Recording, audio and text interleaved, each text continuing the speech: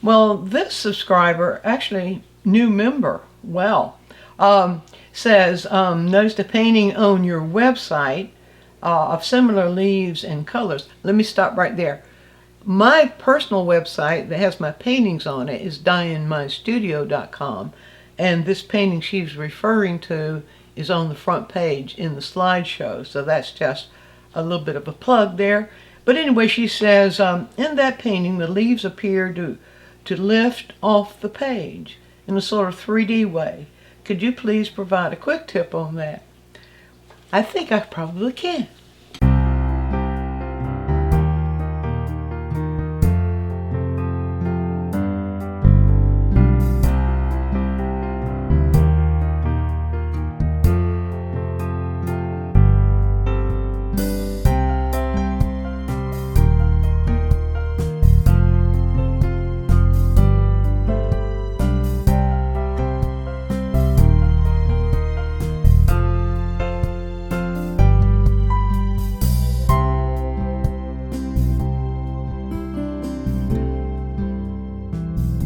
Here's the painting this person was referring to. This is a printout, actually. A printout printed the greens a little bit more saturated than they actually are, but the principle is the same. In fact, in black and white, the leaves would still appear as if they're three-dimensional, the term that she used. And there are several reasons for that, which would be really easy to show you. It's all about observation. One, as I'll show you here, one is the value difference. I was paying attention to how where the light was hitting the leaves the strongest and where they seem to be in some degree of shadow. And if you'll notice that these leaves are in here and here and in the tips here and here and here, a lot lighter because that's where the light was hitting. And then you'll notice there's a slight value difference in the group of leaves behind here. And that value difference creates that three-dimensional, helps to create that three-dimensional effect. And then another thing that's going on there is that there is a progressive value difference. So you can see right back in here, you can see those are even more in shadow, and so there's these are darker. But if you look, it's that principle of contrasting value that's causing those to appear more three-dimensional. There's also the principle of overlap. And I've gotten other requests that ask, how do you make a leaf look like it's bending? And that is the principle of overlap. What happens when an image is overlapping, one image is overlapping another, which is a lot of what's going on here. The light overlapping the darker value here in darker color. And here we can see that turning. You see this leaf is much lighter here, and it's catching the light and turned, and then the part that is behind that is more in shadow. So we have 2 or 3 things going on there. And so I'm just going to show you how to see that and what you can do to interpret that same effect. Now what I have here is a similar scene where we have the fall leaves, different color fall leaves. That doesn't make any difference because the value principle is the same. You can notice in this scene how the values are much lighter, and the edges, by the way, the edges of the leaves are much sharper. The values are much lighter than the areas behind where they're more in shadow. And then that overlap, we can see the overlap here and here, very much like in my painting. And then we see a leaf on the ground here that's turned, where the edge is turned up. Got the same kind of thing going on there. A little bit in reverse, because in this one the light is hitting the leaf in this area right here. So this color and value is much lighter than the part that's turning up because it's more in shadow. So if you look for what's in light and what's in shadow, and that's another sermon I often preach on these quick tips, you can do that also if you look for the angle of the shapes. You can actually make that appear that way. So it's a matter of not calling it what it is, but looking at what it's doing. What are the edges doing? What is the shape doing? When I say doing, I mean, in which, what is the direction of movement on the shape? Which way is it turning? And then of course, is that in light or in shadow? And how large it is? Those kinds of things. Learn how to see in terms of the visual elements. So I'm going to show you very briefly here. I'm just going to use this as my example and show you very briefly. And we'll start with how to set it up on the canvas so that you can do that. And so I'll just use a little bit of a wash to set it up on the canvas to show you. And so now, if I could start at any point here, but if I start here with this shape, let's look at just that shape and what is it doing. And you can see that as the shape moves in this direction, this is sort of what it's doing. It dips down here, down like that, and it comes down like that. See right in here, goes back up like that, comes out like this, comes down like that, turns like this, and you see what the bottom of it's doing. You see the bottom of it is just a little bit of a horizontal, that way it moves and connects like this, and then in the other direction it moves downward, in the downward direction a little bit more with a little zip like that, and you see that is the shape. You can see right here, and then when we connect this shape, find where this connects right here. So you just look at it in terms of what is the shape doing. And when I say what is the shape doing, this is what I'm talking about. You see it's moving up like that, turns in a bit, turns out a bit, comes down a bit, comes back this way, this way, this way, this way, comes up a bit, turns in a little bit, and something like that, and then comes down a bit, turns out a bit right here, comes over like this. I could just start drawing this one a little bit backwards, and dips in and out, in and out, in and out, and comes and connects like that. And on the other side of that, you see we have a little zip right there, comes down like that. Then it moves almost vertical with that little bit of a weave in there, and then turns out, and then it aims down like this, goes down a bit, creates a little bit of crease, comes back up a bit.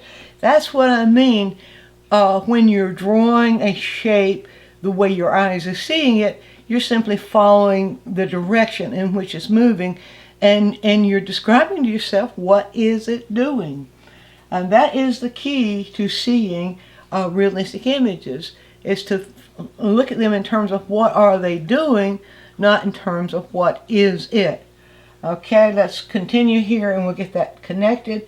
We can see that this little point right here moves out almost horizontally, and then it curves down like this, comes down in here, and it connects. And I said then I can make that one a little bit longer. And that's the other good thing that we have, the other ability we have in drawing and painting, is that we can always make edits if we don't get it exactly right. So now to see that, now we have two major shapes. Now if you look up here, you have several major shapes. We have shapes that are created more by the light, and we have shapes that are created more by the shadow. And if you look back in my little painting, you see the same thing. Now see, I have shapes that are created more with light, and shapes that are created more with a darker value and color, and then we have the shapes, the negative shapes of the shadow in between them. So it's a matter of looking at what the shapes are doing. Now I can move into a paint. Now what do you do with the paint? I'm just going to briefly, I'm not going to try to do a whole painting of a leaf. The quick tip's not long enough for that, but I always like to start with the darkest value. Now, I'm not going to do the negative shape, and somebody's going to criticize me for that. They're going to say, if you put the dark in there, you make the thing pop. I'm not trying to make it pop. I'm just trying to show you the principle of how to go about it. Of course, putting dark next to light does make it pop. But I just want to show you how to read this thing and how to do it. Now you look at this, what hue are we working in? With a hue is a red-orange hue, and it's not a fully saturated hue. And so and then what is the value? The value seems to me to be, it's not the darkest dark, it's not the lightest light, it's right in between. So I'll go right here. I like to work with the value line, and I'll go right here to start to find the value first. I've already narrowed it down, and it's red-orange, right? So I'm going to find the value of that, and then we'll adjust the hue to the value. So to find the value, I will load my brush with that middle value of my value line. This is a red-orange, a low saturated red-orange. It's called Transparent Oxide Red, made by Rembrandt. And so if I hold that here, I see I'm in the same value. You see how that is pretty much the same value, and it's almost the same hue.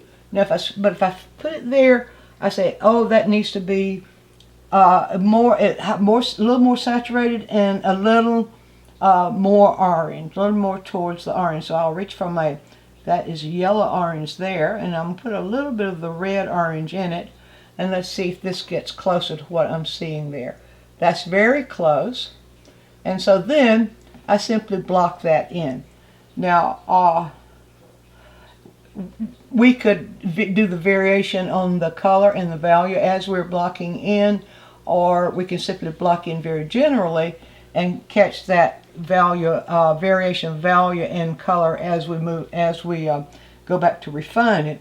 So that is something you learn in one of my workshops or one of the courses we have on the Academy, but not something we show in a quick tip because it's just too long. So it does get darker at the bottom, so I'll reach over into a little bit darker right here, and we'll make that darker there and there and there, and we begin to get that feeling of that three-dimensionality. Move back up into the yellow-orange to catch the rest of what's in shadow. All this is in shadow, and that shadow is varying in value. All shadows vary in value. All right, so we got that. We need to get it darker as it goes in towards the bottom. It's going into deeper shadow here. So we'll do that right there, a little bit deeper shadow, and then it sort of tapers out. Now, that is the underside of the leaf. Now, to really make that show you how that will feel now, like it's the leaf turned up, part of what does that is getting that gradation. You see it's lighter at the top, gradates to a little darker at the bottom. That's part of what makes the feel of the curve in the leaf. And so then we'll go now into the yellow-orange, and I'm going to load the brush in the yellow-orange just as it comes out of the tube, just right there, and check that out. And that is pretty close. I'm going to add just a little bit of this, add a lighter value into it. Now when I put this here next to this, let's see, about right in here, let's put that right in there, right next to it, then the difference in that value, let's get that a little bit lighter, need it just a little bit lighter to show it really in light. There we go. That difference in value then, you see, will begin to show this part in light, and we'll get that as it gets in. It's kept collecting more light right in here. You see that? And as we then create that color, that value and that color of the yellow-orange at a reduced intensity, because we're reducing intensity right here, not reduced much, but somewhat reduced. And then you see as it comes out on the leaf, it gets even lighter. I'm going to pull more light from up here. Let's just sort of exaggerate that a bit. Right, like this. And of course, that if I had the dark behind it, that would look even lighter. So I know somebody's going to suggest that I should have done that, but I'm not going to do it in this tip because it's too time involved. Now, showing the variation of that value and that color inside will also help that to look, help it to feel more like it's folding under. So we show a little variation in the value here and in here. And we keep moving up in that same, moving the color and the value of the color in that same direction. Now, as I was talking so big about being, someone's going to say you should put the dark in there so it really pops. Well, it will. I'm going to show you just a little bit here. So I'll reach down for the darker value here and just put a little bit of that green in there to get it that dark enough. Now here, watch this. Watch this. You see, this is what I'm talking about right here. where we've got that very dark value, and see the value contrast will always help emphasize the characteristics of whatever we're working with. So we can get that in there just very quickly. And you can see how that works. Now the value contrast. And one thing that we need to do there that I would guide you to, or advise you to pay attention to, are edges, and that is that the edges here should be softened. So we just soften those edges a little bit. The brush had some green in it. We don't really need that. All right, let's soften the edge just a little bit right there. There we go. Just soften that edge, and now we can see how that works. So there you are. Now I'll do just a little bit of something now to help show the transparency of the leaf, and that is I'll just scumble, means when you put a lighter color on top of a darker color.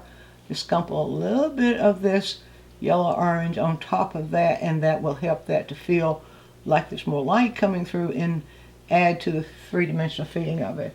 So I hope that shows you how to not only draw, but also how you think about applying your colors and your values in order to create anything actually, but especially in fall seasons or any kind of season where you see leaves that are clustered together. You can actually show them yourself, make them look three-dimensional, and show those edges turning.